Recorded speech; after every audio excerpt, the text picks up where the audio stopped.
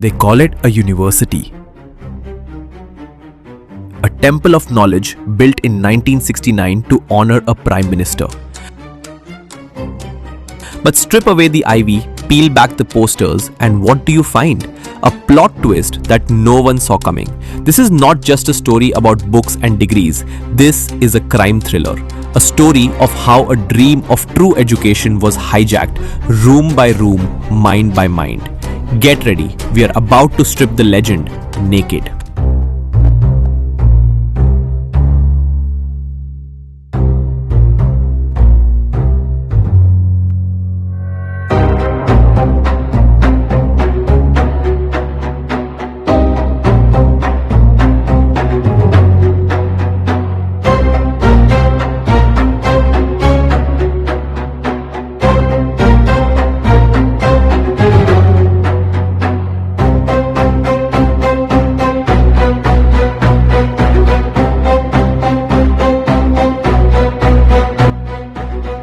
(1969), the year of the vision, JNU rises from the earth, a beacon named after the first Prime Minister.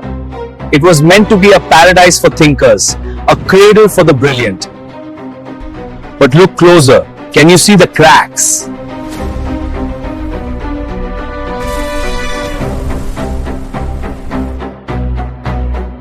By 1973, the sunlight began to fade. A new force crept in, not quietly, but like a fog. The left. The takeover didn't happen with guns, it happened with whispers. By 1973, the leftist unions, Students' Federation of India (SFI) and All India Students Association (AISA) had slipped into the Student Council like mist. They didn't just win elections, they rewrote the rules. Then came 1981. The mask slipped. Violence erupted so fiercely, the university was locked down for 46 days. Imagine that, a center of learning, silent as a graveyard. Professors, the guardians of wisdom, were manhandled. And the eternal students were born. Men in their late 20s, like Kanhaiya Kumar would later be, living off taxpayer subsidies, treating the campus not as a school, but as a bunker for their private war.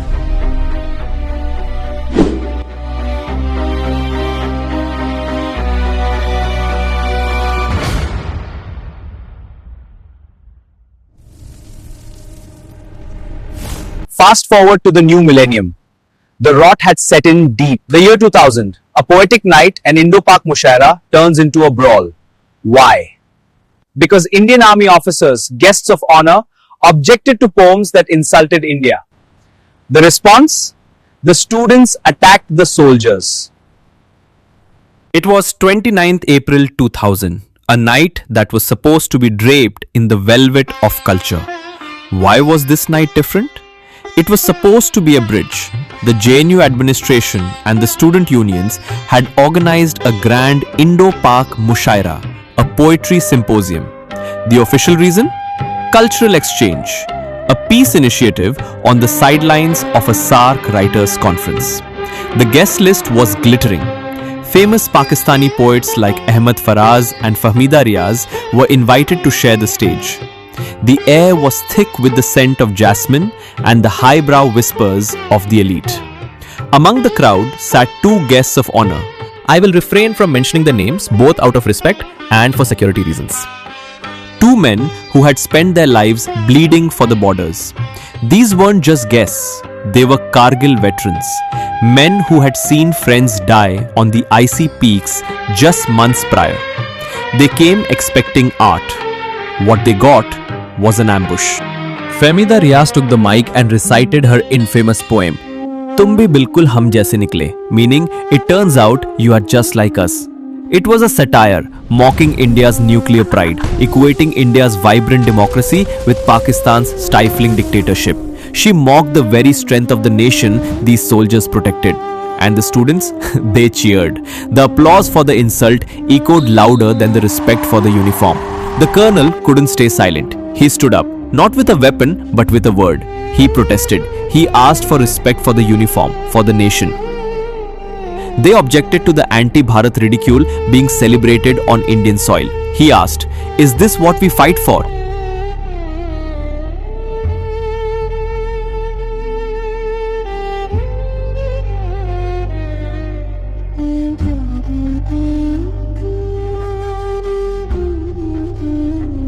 That question was their crime.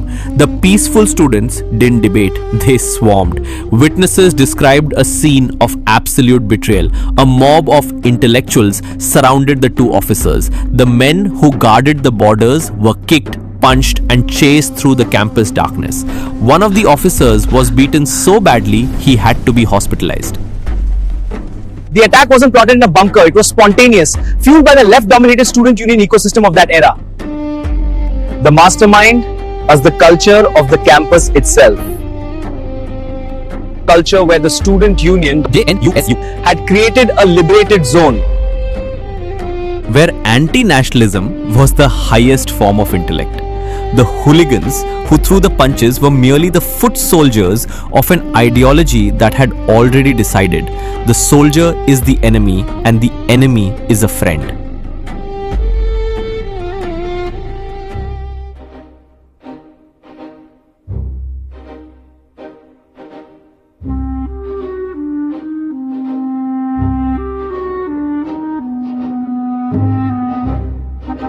April 6th, 2010, a Tuesday. Deep in the forests of Chhattisgarh, 76 CRPF Jawans were walked into a death trap. Take cover! Return fire! Move! Ambushed, slaughtered by Maoist rebels in the bloodiest massacre in the history of India's internal security. The nation was paralyzed with grief. Homes across India were preparing for 76 funerals.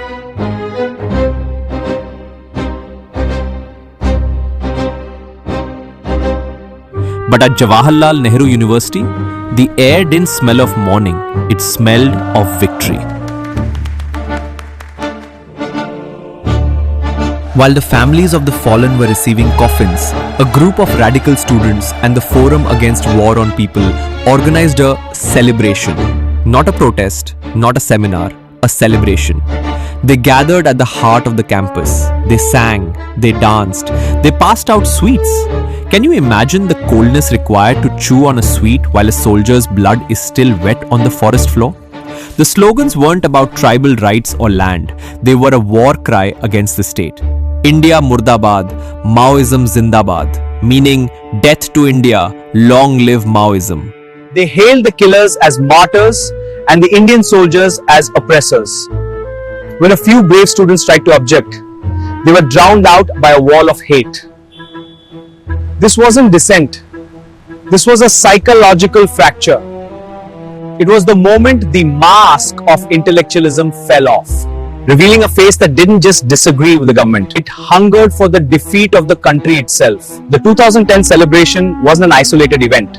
It was the dress rehearsal for 2016. It was the proof that for a radicalized core within those walls, the enemy wasn't across the border. The enemy was the very uniform that protected their right to speak. A psychosis of fear gripped the ordinary students. If you love the flag, you learn to whisper.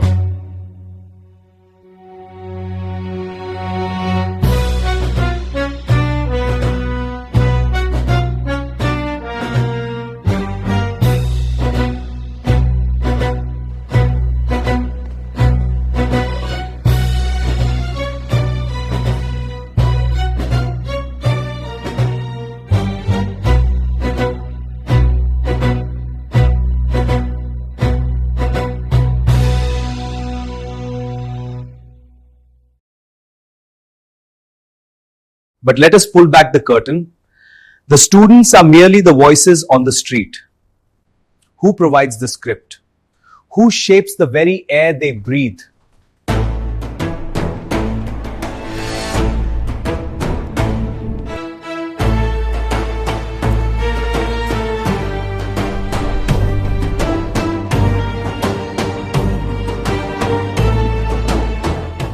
Meet Professor Ira Bhaskar. But let it be clear, she is not the only one. She is one among many professors and older SFI ex-students who have, over the decades, transitioned from the protest lines of the 80s and 90s directly into the lecture halls. This isn't just a faculty, it's a career-long ideological relay race. They have woven a web so dense that their worldview has become the university's very DNA.